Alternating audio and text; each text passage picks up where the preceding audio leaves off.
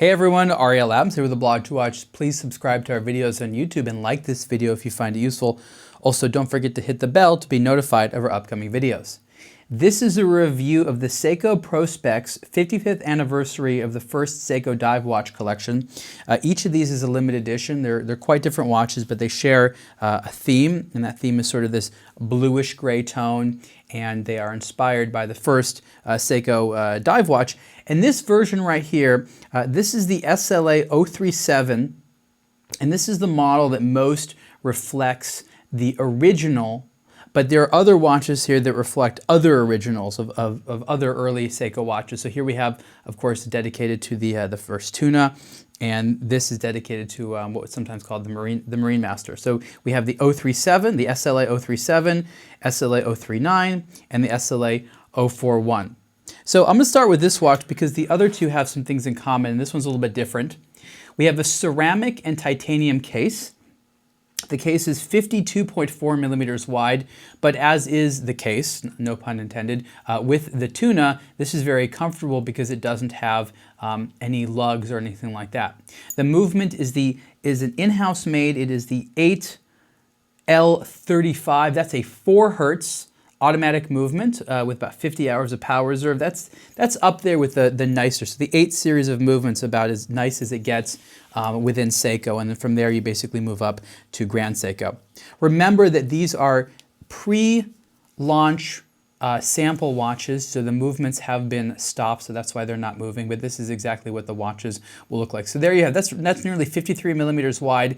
And remember, the Tuna comes in a lot of different sizes. I would say that probably the most common size is just under 50 millimeters wide. So this is about as big as the Tuna gets, but it's one of the most distinctive looking dive watches anywhere, and it is a really cool 1,000-meter dive watch. So again, this is the SLA041, limited to 1,100 pieces. Actually, all these watches are limited to 1,100 pieces, and the retail price for this guy is $4,500. Let's keep going. At a completely different end of the price spectrum, as well as the size spectrum, is the SLA037. This is a 39.9 millimeter wide case, so very, very different, and this is quite retro because it is inspired by the 1965 original. But what's special about this watch, as well as the SLA039, which is over here, is that these both have the Seiko in-house made 8L55, and these are 5 hertz versus 4 hertz automatic movement. So this is the highest end automatic movement that is produced by Seiko. And from here you get into spring drive, which is sort of a different type of watch altogether. So let's put this watch on here.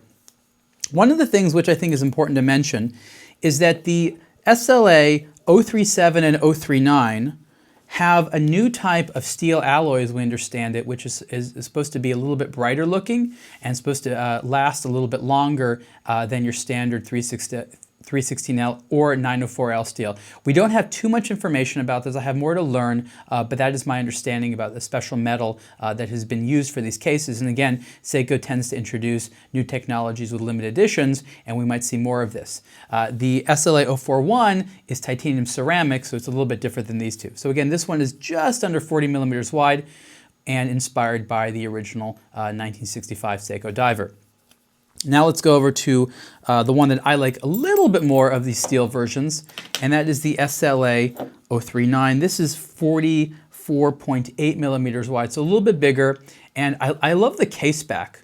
This is one of the most interesting looking case backs here. It's a solid case, and I've always just found this shape to be very, very attractive. This has the same movement as a smaller cousin, same coloring, and you can see the different a texture on the strap there. I happen to think this one looks cool. They call it the Clos du Paris texture on the strap there. So again, this is about 44 millimeters wide. Doesn't wear too big, actually quite narrow lugs, which I think is actually quite attractive. And this watch, again, is going to be a limited edition. Very attractive timepiece. Very sensible, and we've seen this type of dial in a lot of subsequent Seiko watches. Most notably for me is the Marine Master collection. So this one is water resistant to 300 meters. The SLA37 is 200 meters, and this is 1,000 meters. So this was $4,500. This right here is $6,300, and this SLA039 is $6,800. So these are quite pricey Seiko dive watches, very special, being limited editions. And again, these are created as special models for the 55th anniversary of the first Seiko dive watch. And you can see more information about these Seiko watches on aBlogtoWatch. Thanks.